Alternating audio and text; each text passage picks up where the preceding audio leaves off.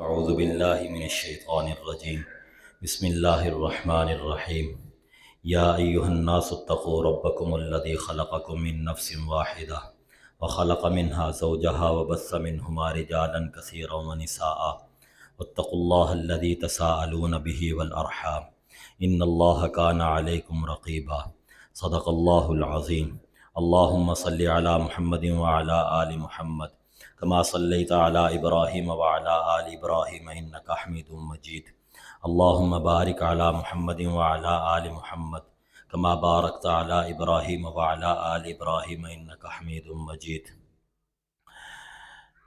حضور صلی اللہ علیہ وآلہ وسلم کا ارشاد ہے، رمضان المبارک کے لیے جنت کو پورا سال آراستہ کیا جاتا ہے۔ جب رمضان کی پہلی رات ہوتی ہے تو عرش کے نیچے سے ایک ہوا چلتی ہے جس کا نام مسیرہ ہے، جس کے جھونکوں کی وجہ سے جنت کے درختوں کے پتے اور کواڑوں کے حلقے بجنے لگتے ہیں۔ خوبصورت آنکھوں والی حور پوچھتی ہے یہ ایسا کیوں ہے؟ تو انہیں بتایا جاتا ہے یہ رمضان کی پہلی رات ہے۔ تو پھر جنت کے بالا خانوں کے درمیان کھڑے ہو کر آواز دیتی ہے، کیا کوئی ہے اللہ کی بارگاہ میں ہم سے منگنی کرنے والا، تاکہ اللہ جل شانہ اس کو ہم سے جوڑ دے۔ جنت کے دروازے کھول دیے جاتے ہیں، جہنم کے دروازے بند کر دیے جاتے ہیں، سرکش شیاطین قید کر دیے جاتے ہیں۔ میرے محترم بھائیوں، رمضان کی ہر رات اللہ کی طرف سے ایک منادی اعلان کرتے ہیں 3 دفعہ، کوئی ہے جو مانگنے والا جس کو عطا کروں، کوئی ہے توبہ قبول کرنے والا جس کی توبہ قبول کروں، کوئی ہے مغفرت چاہنے والا کہ اس کی مغفرت کروں، کون ہے جو غنی کو قرضہ دے، ایسا غنی جو نادار نہیں ہے۔ افطاری کا جب وقت آتا ہے تو رسول اللہ صلی اللہ علیہ وسلم کا ارشاد ہے، روزانہ افطاری کے وقت ایسے 10 لاکھ لوگوں کی بخشش کی جاتی ہے جن پر جہنم واجب ہو چکی۔ پھر لیلۃ القدر کی رات آتی ہے، اللہ جل شانہ امن والو حضرت جبریل علیہ السلام کو حکم دیتے ہیں فرشتوں کی جماعت لے کر زمین پہ جاؤ۔ حضرت جبریل کے 100 پر ہیں اور لیلۃ القدر کی رات وہ 2 پر کھولتے ہیں جس سے مشرق و مغرب کو ڈھانپ لیا جاتا ہے، اور فرشتوں کو وہ حکم کرتے ہیں جائیے، اور جو مسلمان نماز پڑھ رہا ہو، ذکر کر رہا ہو، اللہ کی یاد میں کھڑا ہو یا بیٹھا ہو، اس کو سلام کریں اور اس کے ساتھ مصافحہ کریں اور ان کی دعاؤں پر آمین کہیں۔ ساری رات فرشتے اس معاملے میں مصروف رہتے ہیں۔ صبح جب ہوتی ہے جبریل علیہ السلام فرشتوں کو کوچ کرنے کا حکم دیتے ہیں۔ فرشتے حضرت جبریل علیہ السلام سے پوچھتے ہیں اللہ تعالیٰ نے امت محمدیہ کے ساتھ کیا معاملہ کیا؟ حضرت جبریل علیہ السلام فرماتے ہیں نظر اللہ الیہم فی ہذہ اللیلہ فعفا عنہم الا 4، اللہ تعالیٰ نے اس رات امت محمدیہ کی طرف دیکھا، فعفا عنہم، سب کو معاف کر دیا، الا 4، مگر 4 قسم کے لوگوں کو معاف نہیں کیا۔ صحابہ کہنے لگے وہ کون ہے؟ تو آپ نے فرمایا رجل مدمن خمر، پہلا وہ شخص ہے جو شراب پینے والا ہے، دوسرا وہ شخص ہے وعاق لوالدی، جو ماں باپ کا نافرمان ہے، اور تیسرا وقاطع رحم، جو رشتوں کو توڑنے والا ہے، اور چوتھا ومشاحن، یہ عربی کا جملہ جو آپ نے استعمال کیا عام طور پہ لغت میں استعمال نہیں ہوتا تھا، زبان میں استعمال نہیں ہوتا تھا۔ صحابہ کو اس کا پتہ نہ چلا تو صحابہ پوچھنے لگے مل مشاحن یا رسول اللہ، مشاحن کون ہے؟ آپ نے فرمایا هو المصارم، وہ شخص ہے جو دل کے اندر کینہ اور کھوٹ اور بغض رکھتا ہے۔ تو میرے محترم بھائیوں، میرے بزرگوں، میرے دوستو، اس حدیث پاک میں اللہ کے نبی صلی اللہ علیہ وآلہ وسلم نے اعلان کیا بخشش سب کی ہوگی، لیکن 4 قسم کے لوگوں کی بخشش نہیں ہوگی۔ ان میں سے پہلا وہ شخص ہے جو شراب پینے والا ہے۔ اندازہ لگا لیجئے شراب کتنی بری چیز۔ رسول اللہ صلی اللہ علیہ وآلہ وسلم نے شراب کی مذمت کو یوں بیان کیا، فرمایا شارب الخمر کعابد اللات والعزی، شارب الخمری کعابد الوثن، جو شراب پیتا ہے وہ ایسے ہے جیسے لات و عزا کی عبادت کرنے والا ہے۔ شراب پینے والا اور بتوں کا پجاری برابر ہے، بتوں کا پجاری برابر۔ رسول اکرم صلی اللہ علیہ وآلہ وسلم نے ارشاد فرمایا جنت کی خوشبو 500 سال کی مسافت سے سونگھی جائے گی، لیکن 4 آدمی ہیں جو جنت کی خوشبو سے محروم رہیں گے۔ پہلا بخیل، دوسرا احسان جتالانے والا، تیسرا شراب کا رسیہ، اور چوتھا والدین کا نافرمان۔ رسول اللہ صلی اللہ علیہ وآلہ وسلم نے ارشاد فرمایا 3 آدمی ہیں جن پر جنت حرام ہے۔ نمبر 1 دیوس، نمبر 2 ماں باپ کا نافرمان، اور نمبر 3 شراب پینے والا۔ ان پر اللہ نے جنت کو حرام کر دیا۔ میرے محترم بھائیوں، میرے بزرگوں، میرے دوستوں، آپ صلی اللہ علیہ وسلم نے فرمایا کچھ لوگ ایسے ہیں جن کی نہ نماز قبول ہے اور نہ کوئی نیک عمل قبول ہے۔ ان میں سے پہلا جو غلام بھاگا ہوا ہو، دوسرا وہ عورت جس کا خامند ناراض ہو، تیسرا شرابی جو مسلسل شراب پیتا ہو اور اس پہ توبہ نہ کرتا ہو۔ میرے محترم بھائیوں، میرے بزرگوں، میرے دوستوں، آپ صلی اللہ علیہ وسلم نے فرمایا قیامت کی نشانیوں میں سے ایک نشانی یہ ہے زیادہ تر لوگ شراب پینے لگیں گے، شراب کی کثرت ہوگی۔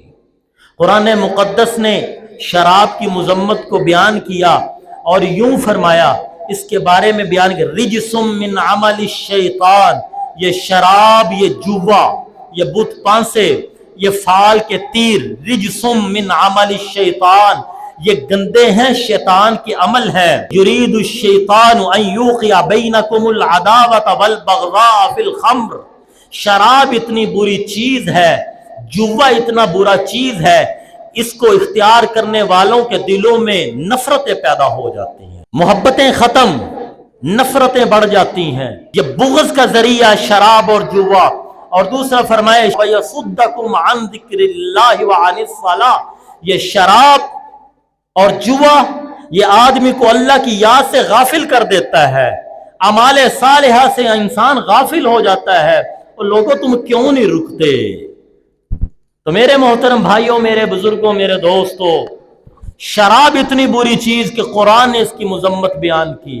اب شراب اتنی بری کہ شرابی جنت کی خوشبو نہیں سونگے گا، جنت میں نہیں جائے گا، دوزخ میں جائے گا، اور دوزخ میں جب جائے گا اس کو پیاس لگے گی تو اس کو زانیہ اور بدکارہ عورتوں کی شرمگاہ سے نکلنے والی پیپ پلائی جائے گی۔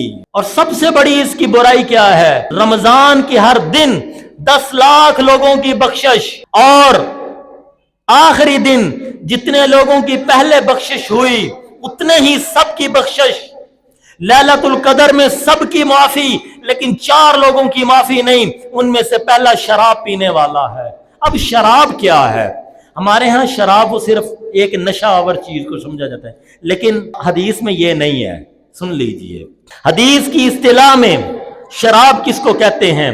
فرمایا کل مسکر خمر وکل مسکر حرام، ہر نشہ دینے والی چیز شراب ہے اور ہر نشہ والے دینے والی چیز حرام ہے۔ الخمر ما خمر العقل، شراب وہ ہے جو عقل کو ڈھانپ لیتی ہے، وہ حرام ہے۔ اب اس میں نری شراب نہیں رہی، اس میں چرس بھی آ گئی، اس میں افیم بھی آ گئی، اس میں ہیروین بھی آ گئی، اس میں سمد گوند کا نشہ بھی آ گیا، اس کے اندر جناب من وہ انجیکشنوں والا نشہ بھی آ گیا، اور اس کے اندر آئس کا نشہ بھی آ گیا۔ یہ سارے اس میں آ گئے، سارے حرام ہیں۔ جب اللہ کے نبی نے کہا الخمر ما خمر العقل، شراب وہ ہے جو عقل کو ڈھانپ لو، جوان کہنے لگا میں تو چرس کا پورا سگریٹ پیتا ہوں، مجھے تو کچھ نہیں ہوتا، لہٰذا ایک سگریٹ حلال ہو گیا۔ شراب کا رسیہ کہنے لگا آدھی بوتل تک تو کچھ نہیں ہوتا، لہٰذا آدھی بوتل تو حلال ہو گئی۔ فیم کھانے والا وہ کہنے لگا اینی کو کھایا کچھ نہیں ہوتا، اینی کو نال ہوتا، لہٰذا وہ حلال ہو گئی۔ آئس کا نشہ کرنے والا کہنے لگا آدھے گھنٹے کچھ نہیں ہوتا، آدھے گھنٹے تو بعد اثر ہوتا ہے، لہٰذا آدھا گھنٹہ کر لینا چاہیے۔ سمجھ آئیے؟ اللہ کے نبی نے کہا پورا دین سیکھ، اپنی مرضی کی حدیث نہ پکڑ، مرضی کا مطلب نہ پکڑ۔ میرے نبی نے پھر ما اسکر کثیرہ فقلیلہ حرام، جس کی زیادہ چیز تمہیں نشے میں مبتلا کرے، فقلیلہ حرام، ایک سگریٹ پینے کے بعد، چرس اور ہیروین کا پینے کے بعد نشہ محسوس ہوتا ہے، اس کا ایک کش بھی حرام ہے۔ آدھی بوتل شراب کی پینے کے بعد نشہ محسوس ہوتا ہے، اس کے ایک پیک کا ایک گھونٹ بھی حرام ہے، ایک قطرہ بھی حرام ہے۔ تو میرے محترم بھائیوں، یہ شراب اتنی بری چیز ہے، شرابی کو نبی اکرم سے حوض کوثر پہ پانی نہیں ملے گا، جنت کی شراب سے محروم ہوگا۔ آج ہمارے جوانوں میں یہ بہت زیادہ نشہ ہو گیا، ہم خوشیوں پہ یہ کرتے ہیں، شادی کے موقع پر یہ کرتے ہیں۔ یہ معمولی گناہ نہیں ہے، یہ بہت بڑا گناہ، اس کو ام الخبائث کہا ہے۔ بچیے، اپنے بچوں کو بچائیے۔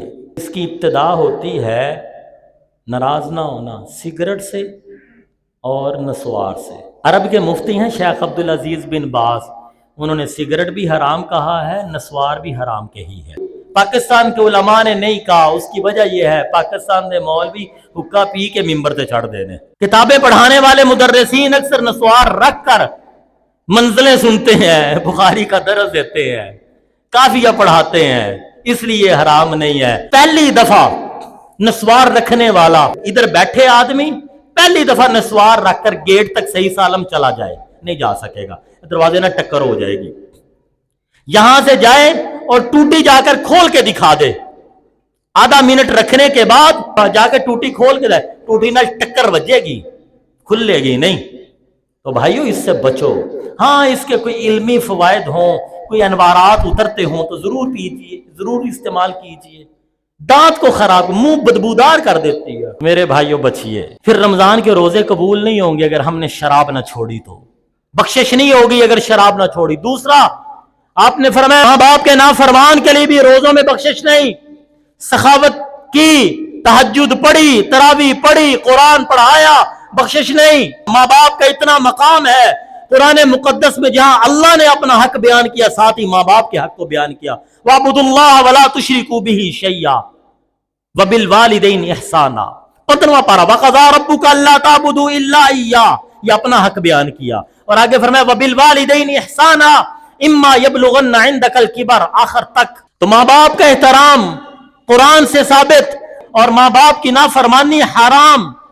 میرے بھائیوں، ماں باپ کی نافرمانی ہمارے ہاں یہ سمجھی جاتی ہے ماں کو گالی دینا، ماں کو خرچہ نہ دینا، ماں کے سامنے بدتمیزی کرنا، ماں کو دھمکیاں لگانا، میں اتھوں نکل جانا ہی، اپنی نون تعلق ٹھیک کر لے۔ ویسے تو ماشاءاللہ ہونا سی جدید ہو گئے ہیں، تمکیشم کی لانوں سے نافرمانی نہیں سمجھتے، لیکن یہ نافرمانی ہے۔ میں آپ کو اس سے بڑی نافرمانی بتانے لگا ہوں، ماں کا خرچہ بند کر دینا۔ ہم تو اس کو نافرمانی نہیں سمجھتے نا۔ سنیے، میرے نبی نے اسے بھی نافرمان کہا ہے جو ماں کے لیے گھر علیحدہ بنائے۔ سنتے جائیے، ماں کے لیے گھر علیحدہ بنائے، بستر الگ رکھے، ماں کے لیے خدمتگار رکھے، ملازم رکھے، اس کے لیے نوکرانی رکھے، اس کی دوائی کا انتظام کرے، اس کی صحت کا انتظام کرے، یہ سارے کام کرے، لیکن ماں کو وقت نہ دے، یہ بھی نافرمان ہے۔ رسول اللہ صلی اللہ علیہ وسلم کے سامنے ایک جوان آیا، کہنے لگا یا رسول اللہ، جہاد کے لیے جانا چاہتا ہوں، لشکر تیار ہے۔ آپ صلی اللہ علیہ وسلم نے فرمایا باپ زندہ ہے تیرے؟ کہا یا رسول اللہ ہے۔ فرمایا کیسے ہیں؟ کہا بوڑھے ہیں۔ آپ نے فرمایا جہاد پہ نہیں جا، ماں کے پاس جا۔ جہاد میں کیا ہے؟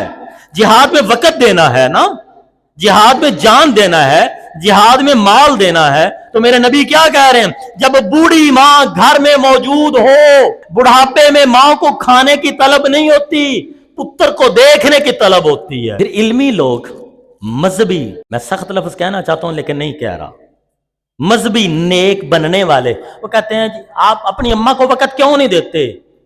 بھائی جدو دئی دے اما جی نال لڑائیاں نہیں گلاں کردے نے، اما جی لڑائیاں نہیں گلاں کردے، جدو ببی دے 30 سال پرانی گل کرن دے تیری دادی انج دی سی، 20 سال پرانی گل کرن دے تیری پوپھیاں نے میرے تے بڑے ظلم کیتے نے، تیرے پیو کول مینوں کٹوایا نے، اما جی گا میں اس واسطے بہندا ہی کوئی نہیں اما کولوں، خدمت بڑی کرنا میں بہندا ہی نہیں۔ یہ ہم آگے تھے نا، یہ اس لیے اما کے پاس نہیں بیٹھتے۔ جدو تو 2 سال دا سیں تو حدیث سناندا سے اما نوں، جب تو 2 سال کا تھا، 3 سال کا تھا، 4 سال کا تھا، اماں کو قرآن کی عبد الباسط کی آواز میں تلاوت سناتا تھا، تو اپنی اماں کو فقہ کے مسئلے پہ بتاتا تھا، جب تو 2 اور 3 سال کا تھا اماں کو بخاری پڑھ پڑھ سناتا تھا؟ کیا کرتا تھا؟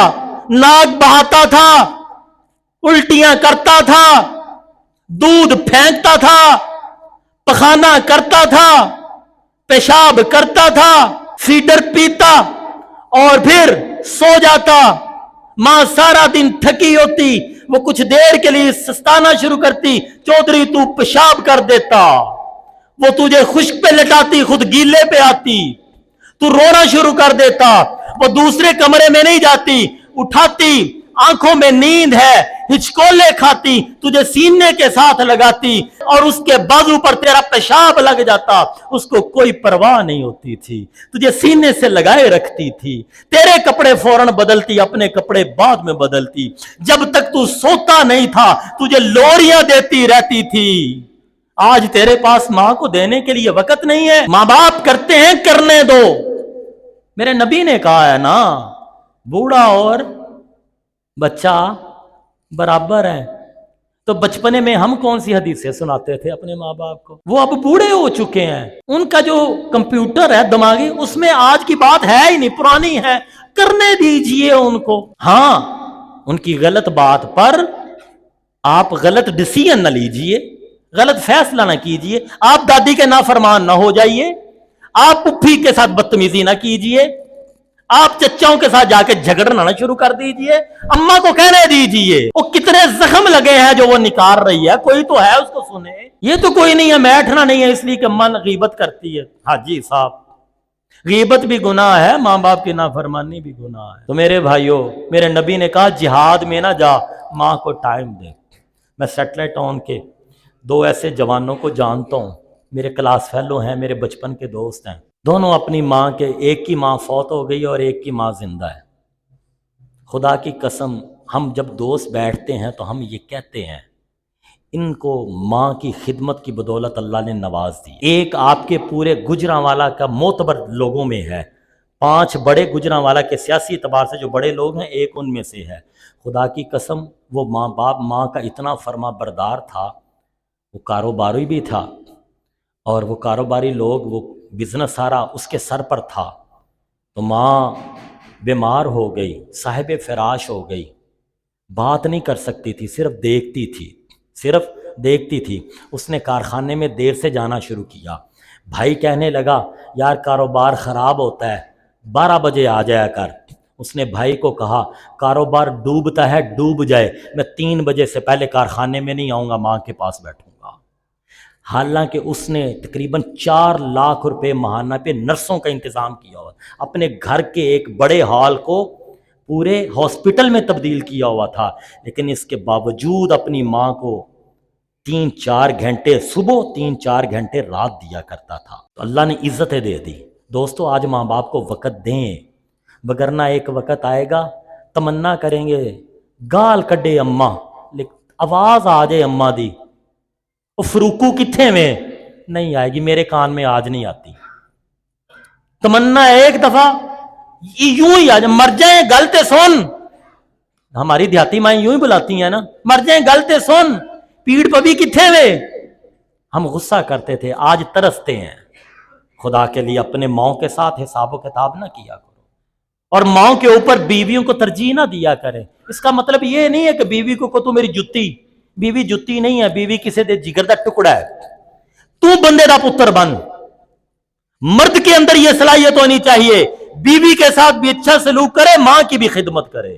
وہ مرد نہیں ہے جو بیوی کو بھی گھٹیا سمجھے اور ماں باپ کا بھی حق ادا نہ کرے۔ مرد آدمی ماں کو بھی راضی رکھتا ہے، بیوی کا بھی احترام محبت کرتا ہے۔ صحابی رسول ہے حضرت علقمہ، صحابی کا مقام پتہ کیا ہے؟ اصحابی کن نجوم، صحابہ ستارے ہیں۔ صحابی کا مقام کیا؟ ایک صحابی مٹھی پر جو اللہ کے راستے میں دے، اور دوسرا احد پہاڑ جتنا سونا دے۔ صحابی کا مٹھی پر جو دیا ہوا بڑھے گا، یہ اللہ کے ہاں صحابہ کا مقام۔ صحابی علقمہ، وفات کا وقت آیا، بیوی نے پیغام بھیجا، یا رسول اللہ آپ کا صحابی فوت ہو رہا ہے۔ آپ صلی اللہ علیہ وسلم نے اپنے ساتھیوں بلال اور عمار غالباً یا ایک اور سلمان کو بھیجا، जो जाकर अलकमा की खबर लो, उसको कलमे की तलकीन करो। वो घर गए, अलकमा को कलमे की तलकीन करते हैं। तलकीन का मतलब है उसके सामने कलमा पढ़ो। अलकमा पढ़ना चाहता है, जुबान से नहीं निकलता, परेशान होकर आए रसूलुल्लाह की खिदमत में, या रसूल अल्लाह, अलकमा पढ़ना चाहते हैं लेकिन जुबान से कलमा जारी नहीं हो रहा। आपने कहा पता करो इसकी माँ बाप जिंदा है। पता किया गया, कहा हाँ माँ है, बूढ़ी है। आपने कहा मैं आऊं अम्मा या आप आएंगी? माँ कहने लगी मेरी माँ और आप, सारी कायनात आप पे कुर्बान, मैं हाजिर होती हूं। माँ आई, आप सल्लल्लाहु अलैहि वसल्लम ने पूछा अम्मा बता तेरा बेटा अलकमा कैसा? गौर से सुनिए। माँ कहने लगी या रसूलल्लाह मेरा बेटा बड़ा इबादत गुजार, मेरा बेटा तहज्जुद गुजार, मेरा बेटा सखी, अल्लाह के रास्ते में सदका खैरात कसरत से करने वाला। आप सल्लल्लाहु अलैहि वसल्लम ने फरमाया माँ ये मैं नहीं ये पूछ रहा, मैं ये पूछता हूं तेरे साथ क्या मामला? माँ कहने लगी या रसूल अल्लाह मैं उससे नाराज हूं। कहा अम्मा क्यों नाराज है? माँ कहने लगी, माँ ने यह नहीं कहा मुझे गालियां देता है, मुझे धमकियां देता है, अपने बालों के 3 सूट तो मेरी वार आंदा, अम्मा पैसे ही कोई नहीं तू सवा के दे। माँ ने यह नहीं कहा खर्चा नहीं उठाता, नहीं, बुरा भला कहता है, नहीं, बीवी पीछे पांडे पनदा, नहीं, ये नहीं कहा या रसूल अल्लाह ये मेरे ऊपर अपनी बीवी को तरजीह देता था। क्या मतलब? बीवी कोई बात कहती वो मान लेता, मैं कहती तो कहता अम्मा जी कल करांगे होन पैसे, अम्मा जी कल जावांगे, हाली टाइम कोई नहीं, अम्मा जी चलो फिर सही होन जरा वक्फा पा लइए। बीवी बात करती तस्लीम, मैं करती तो फेरते, इस वजह से नाराज। सुनिए आज मामले बड़े आगे बढ़ चुके हैं। आपने फरमाया अच्छा अलकमा की मां माफ कर दे। कहा यार रसूलल्लाह दिल दुखाया नहीं करना माफ। आपने कहा चल ठीक।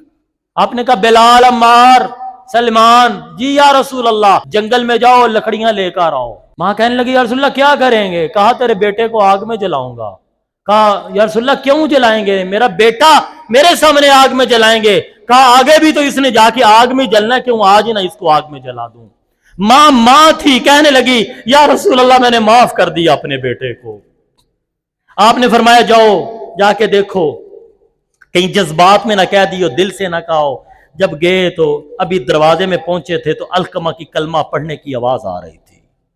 कलमा पढ़ते पढ़ते अल्लाह के हजूर चले गए। आप सल्लल्लाहु अलैहि वसल्लम वहीं पे रहे, गुस्ल कफन का इंतजाम किया, कब्र खदवाई और जनाजा पड़ा और अलकमा रजी अल्लाह अन्हु की कब्र पर खड़े होकर ये कहा लोगों सुनो, जो शख्स अपने माँ बाप का नाफरमान हो, जरा माँ बाप की नाफरमानी मद्देनजर रखिएगा। साडे वाला काम बड़ा उच्चा जे, असी तो गाल तो थले खलोंदे नहीं ना अम्मा नूं। असी तो अम्मा नूं ने चुप कर अम्मा साइड ते होके बह, ये वाली गल नहीं जे।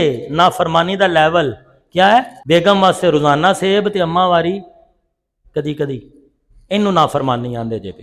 बेगम कोलो 3 घंटे ते अम्मा दे कोल बहन वास्ते टाइम। जे अम्मा गीबतां करदी है तो बेगम ही कुरान दी आयतां नहीं जे सुनांदी।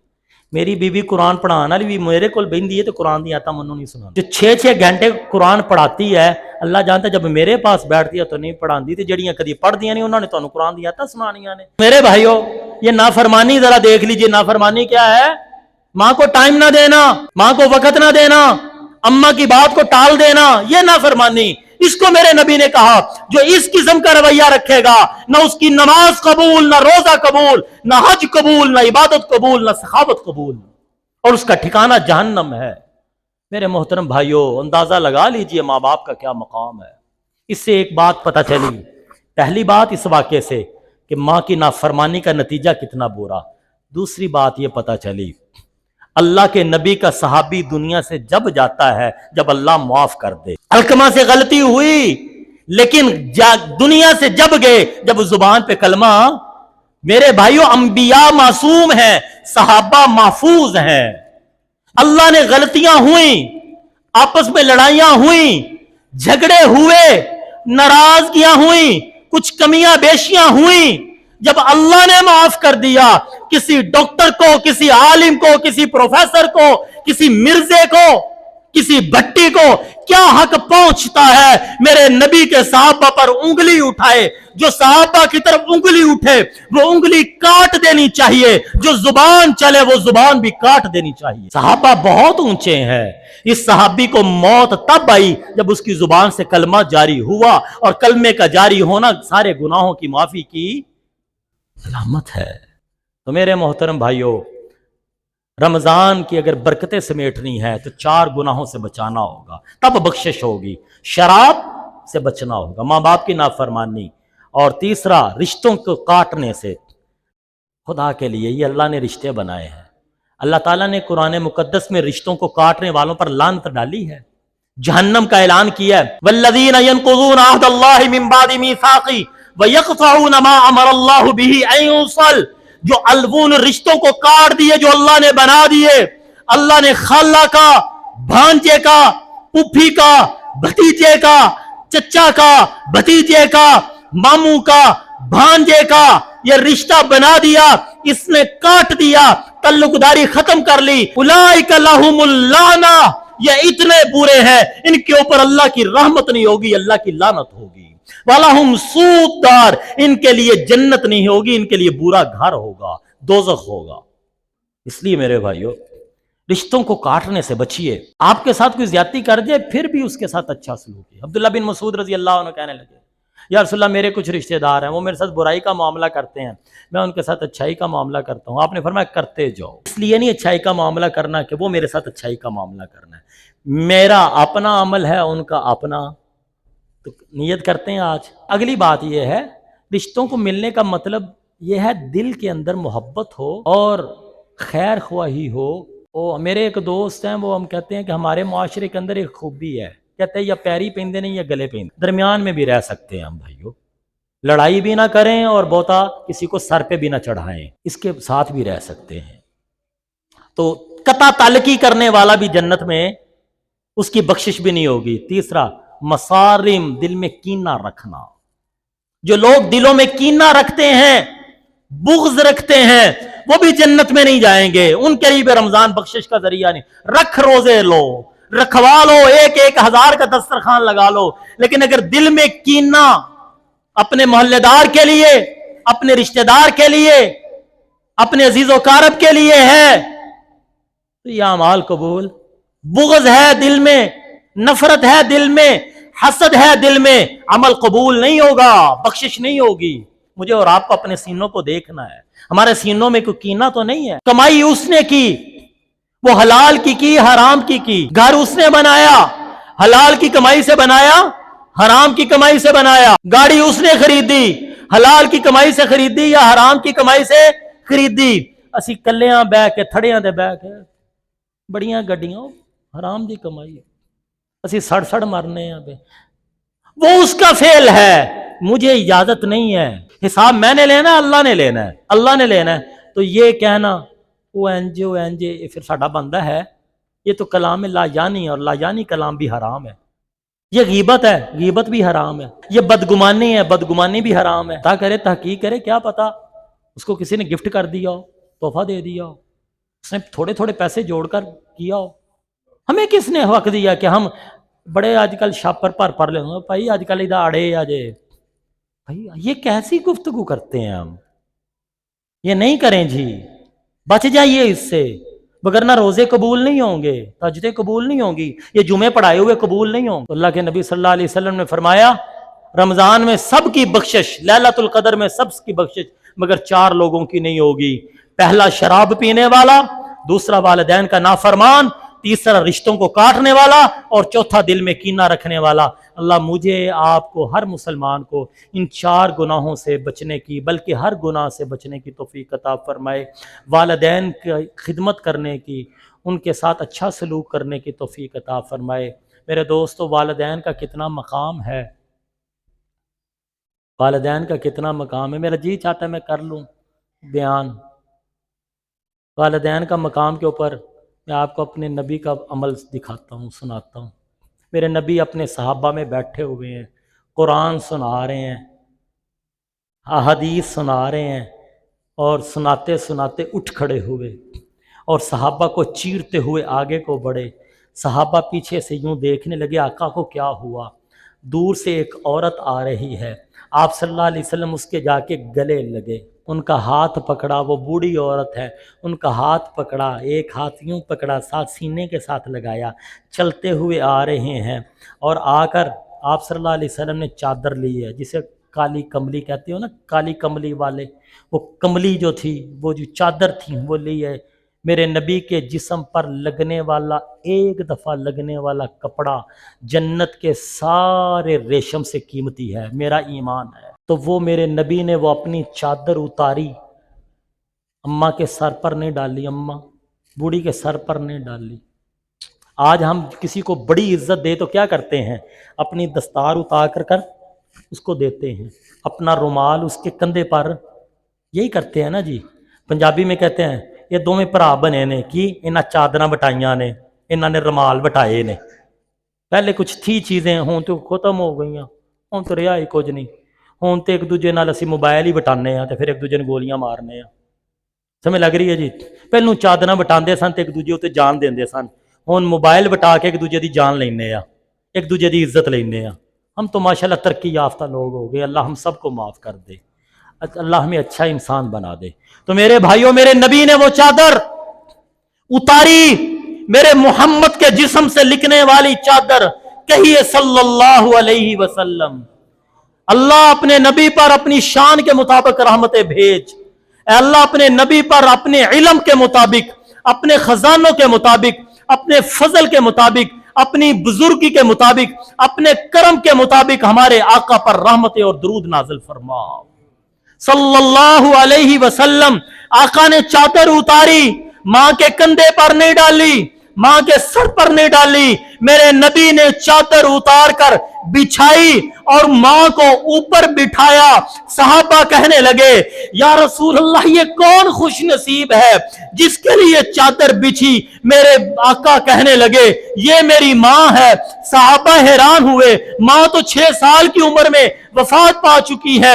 پھر آپ نے جب صحابہ کے لہجے کو دیکھا, دل میں سوال پیدا ہو رہا ہے, چہروں کو دیکھا کہ پریشان ہے, کہا یہ میری ماں ہے جس نے مجھے دودھ پلایا, جس نے مجھے, میں آگے پڑھتا ہوں, اس ماں نے دودھ مفت میں نہیں پلایا تھا, اس ماں نے دودھ پیسے لے کر پلایا تھا. جس ماں نے دودھ پیسے لے کر پلایا, محمد کی چادر اس کے قدموں پر, محمد کی چادر پر وہ بیٹھے. جس ماں نے 9 ماہ مجھے پیٹ میں رکھا, جس ماں نے مجھے جنا, اور جننے کی تکلیف میرے نبی نے کہا پیدل چلا, بوڑھی ماں ہے, معذور ہے, بیمار ہے, کندھے پر بٹھایا, حج کروایا, خدمت کی. جس دن پیدا ہوا تھا اس دن جو ماں کو تکلیف ہوئی تھی اس کا بدلہ بھی نہیں ہوا, البتہ کام اچھا کیا. اس ماں کا کیا مقام ہوگا. اور وہ مائیں آج ہمارے لیے روتی ہیں, مصلے بچھا کر روتی ہیں. کیا روتی ہیں؟ یا اللہ میرا پتر من بلا لے کرے, میں بیٹھی ہونی ہوں چپ کر کے کتے ٹوٹ جاندہ ہے. یا اللہ میرا بیٹا مجھ سے باتیں کیا کرے, وہ مصلے پہ بیٹھ کے اللہ کے ذریعے رو رہی ہے. یا اللہ میرا بیٹا غصے نال میرے نال گل نہ کرے. یا اللہ میرے پتر نو حوصلہ دے دے, میرے نال لڑائی نہ کرے. شرم نہیں آتی ہمیں؟ اور ادھر میرے آقا کیا سکھا گئے ہمیں, اور ہم کیا ہیں. اللہ ہم سب کو اپنی حرکتوں پر نظر ثانی کرنے کی, عادتوں پر نظر ثانی کرنے کی, اپنے آپ کو غلط کہنے کی توفیق نصیب فرمائے. اللہ مجھے اور آپ کو, ہر مسلمان کو وہ خوبیاں عطا فرمائے جس سے اللہ راضی ہوں, اور اللہ ہر اس عمل سے بچائے جس سے اللہ ناراض ہوتے ہیں. سبحان اللہ و بحمدہ, سبحان اللہ العظیم.